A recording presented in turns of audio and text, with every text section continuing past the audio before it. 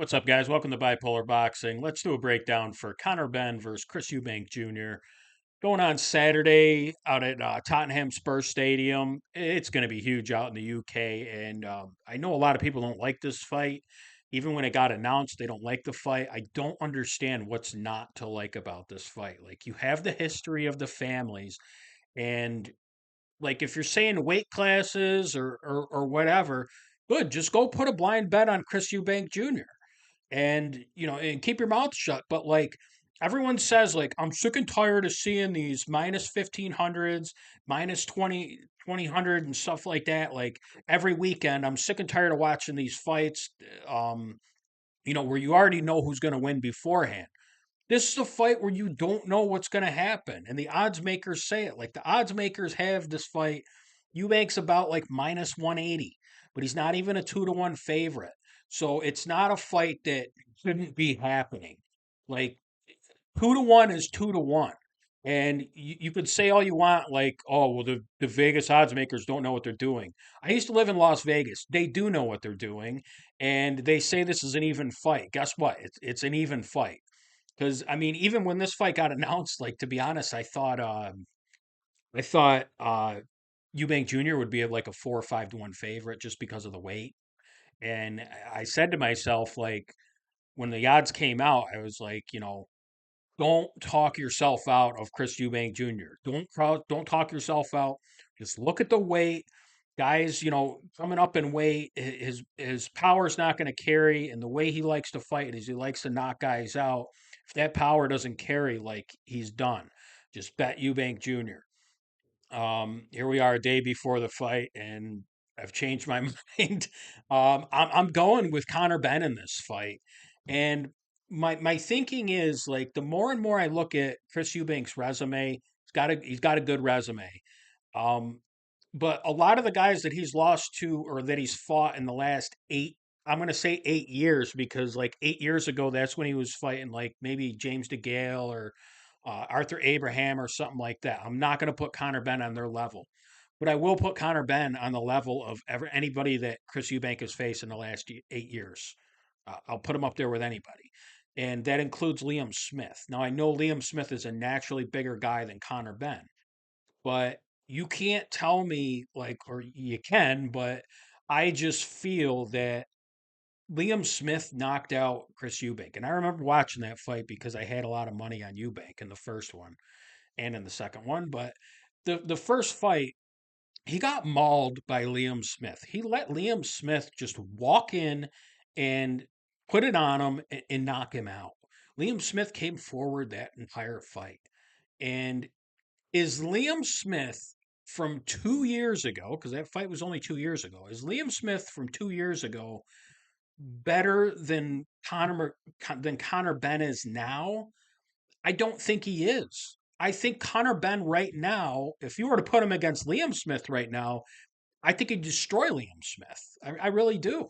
And especially 2 years ago, compared to the Conor Benn now, I think Conor Benn's better than Liam Smith was 2 years ago.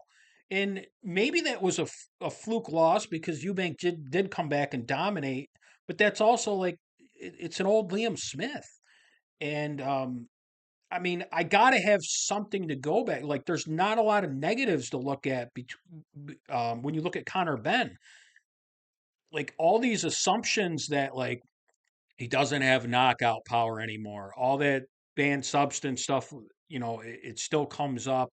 And he didn't look good in his last two fights. Like, I thought he looked all right in his last couple of fights. He doesn't get knockouts, but like, guys, this sport is not about knockouts, it's boxing. And if you can take 10 rounds, 10 out of 10 rounds from a guy, 9 out of 10 rounds, that's just as impressive to me as not knocking somebody out. Like there's a lot of people that like they say Liam Smith all of a sudden or Dalton Smith all of a sudden isn't that great of a prospect because he couldn't get his last opponent out of there. Like he showed up and he won every single round and he got a few knockdowns. Like what else do you want the guy to do? Like you don't have to get knockouts. You can impress, the casual fans and stuff like that with knockouts. That's fine. But when you get to a certain level, you need to be able to win rounds. And you need to be able to learn that at some point in your career. So I do not and never take anything away from a boxer when he just goes out there and does what he does and wins just about every single round, and it's not a competitive fight. Like I don't care. So I don't care about Conor Benn's last couple performances. And I'm sure if he wanted to, he could have got, his last couple opponents out of there.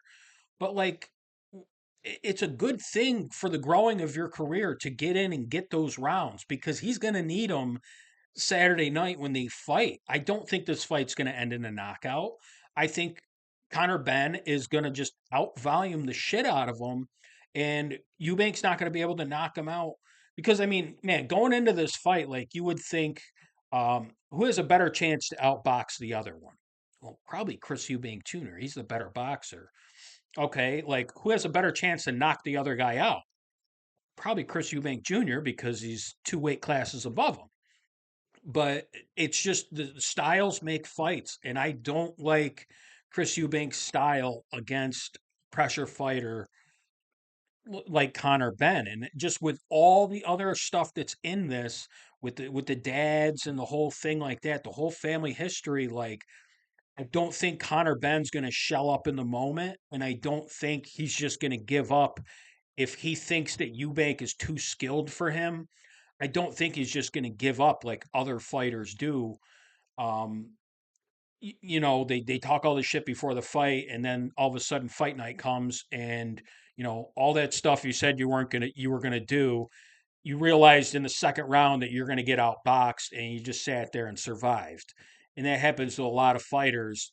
I don't think it's going to happen to Conor Benn. I think Conor Benn's just going to keep pushing forward, and I don't know how Eubank's going to deal with that because the more and more I think about it, like if Eubank meets Connor in the ring in the center of the ring at some point, I think actually Benn has a better chance of knocking Eubank out just because he will throw more. He will continuously throw at the threat of getting knocked out. I think he'll do that. He'll take that risk in this fight because if he does get knocked out, like I don't think his career is going to change that much, even if he gets knocked out by Chris Eubank, because he won't be competing at that weight class at least for a very long time. He's probably going to at least go down to 154. But so he could still do the same things with his career. But I really think he's going to go out there and try to win this fight. And the way he's going to do that is just pure pressure and pure volume. And I just see that for a lot of rounds. And I don't see Eubank being skilled enough to fight off his back foot for the whole night, not let his emotions get in the way, stay on his back foot, kind of dance around Conor Benn and make him look stupid.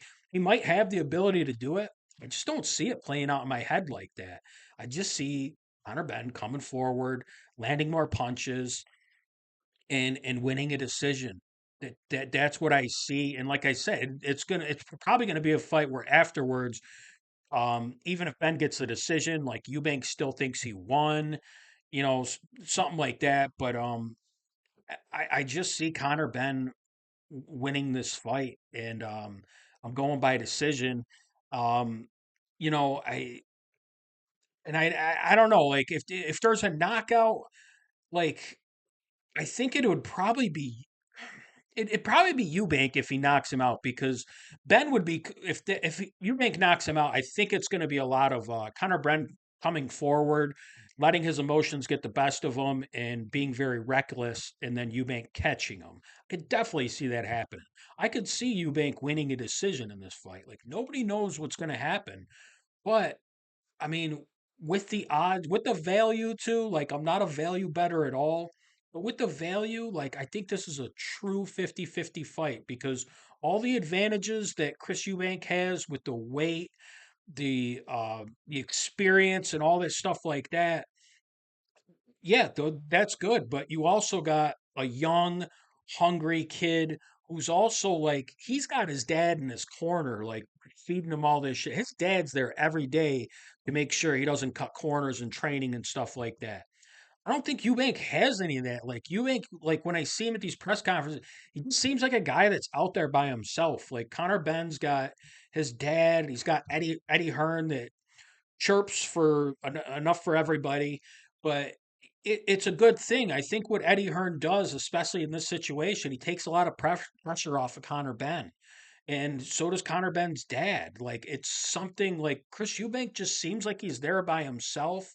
I don't know if he has the same support group as Conor Benn, and it's just the way I see it going. Like if I would have made this video last night, I probably would have picked Chris Eubank Jr. But it's just the way my head's been going, and I'm gonna take a shot here with Conor Benn, and I'm gonna say he wins a decision. I'm gonna say like it's gonna be like a 7-5 decision or something like that.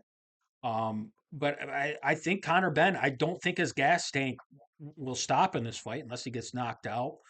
But he's going to keep coming forward. He's not nearly as skilled as Chris Eubank. He's going to keep coming forward, but he's going to throw. Like, how often do you see, like, you watch a fight and you just hear the corner, like, man, you just got to let your hands go. You just got to let your hands go. And then the guy just sits there for the last 5 rounds and doesn't let his hands go and then loses the decision. I mean, it happened with Charles Conwell last weekend. Like his corner every time, like, dude, you got to let your hands go. You got to throw more. You got to throw more. And he didn't do any of that. Like, and then he gets pissed off because he loses the decision, which he lost. And it's just, I don't think Conor Benn's going to be like that. Conor Benn will come to win this fight. This is his fucking Super Bowl of his whole career. I don't know that he'll ever top this moment because I don't see him being good enough to win a world title or anything like that. This is his moment right here, and he's young enough to where like things like age, the fear of getting knocked out. Like I don't think Ben has any of that, and I think that stuff is going to work to his advantage. But yeah, let me know what you guys think. I mean, I know it's not a popular pick, especially by decision. A lot of people are thinking there's going to be a knockout somewhere in here. I don't know. I just see it. I just see it going. I think it's 12 rounds, but I just see it going 12 rounds and Conor Benn just coming on top. But let me know who you guys think's going to win. And real quick on the undercard for this fight, it's not the greatest undercard. There's a lot of Brits on there, but Anthony Yard, I like him to just knock out Lyndon Arthur. I don't think Lyndon Arthur's ever been that good. He did beat Yard in their first fight, but Yard came back and knocked him out. I don't even think Yard's that great either. His boxing ability's not very good, but he's right at that weight class to where like you can get away on pure strength and size sometimes without having the best boxing ability because up in those higher weight classes like that's what you need a little bit of power up there and it can kind of like mask some of the other things that you lack but Anthony Yard should win that fight. Vidal Riley versus Chevron Clark. Man, if I had to pick, I usually just tend to go with the guys that I think is the best pure boxer in a fight like that, and I think it's Vidal Riley. I think Vidal Riley's a little bit more of a pure boxer than Chev Clark, although I think Clark is an Olympian. But I think Vidal Riley's the one that can get to. I don't know if that's a 10 round fight. He'll be the first one to get to 6 rounds in that fight. And what's the other? Oh, the McKenna versus friggin' Liam Smith fight. I don't know which way to go. I don't like either one of those McKenna brothers. I bet against the other one in in his last fight and he lost. Like this one is a little better. I think this is Aaron McKenna. Aaron McKenna is a little bit better, but like those guys get hit a lot. Um and they're still both like they're both projects like they're still learning, but they just get hit too much. Like that Stephen McKenna, I bet against him in his last fight because the fight before that he fought some I'll call him a nobody. His name's Joe Laws. I remember the name, but he fought a guy named Joe Laws who was just supposed to be like a stepping stone, and McKenna was like a 15-1 favorite, and Joe Laws knocked him down in the first round, or at least had him hurt very, very badly, and it was like a 2 round war where McKenna ended up winning, getting a knockout. but it was just a war. It's just like, dude, you should not be having wars like that in your 15th fight or something like that. Not fighting opponents like this. You should just be able to box on the outside and eventually get the knockout. And I just don't like those McKenna brothers. They, like I said, they get hit a little too much for me. I just don't know how much Liam Smith has left in the tank. But, same thing, kind of like I was talking about with Eubank and Benn. Like, Liam Smith is a pressure fighter, and he will pressure and he will be able to get to McKenna because McKenna's not very technically sound. I just don't see those brothers as very good technical fighters, and I don't think they use their feet enough. Like, I don't know if he's going to be able to get away from Liam Smith. It's just going to be a matter or not if, like, usually I'll just blindly go with the younger guy. So I'll go with McKenna to win the fight, but like he's only like 2-1, and he's only 2-1 for a reason. And but I would definitely stay away from that fight to bet it. Maybe just go with the over on the rounds in that fight. I don't see either guy getting knocked out. But like I said, McKenna, he gets hit a little too much for where he's at in his career.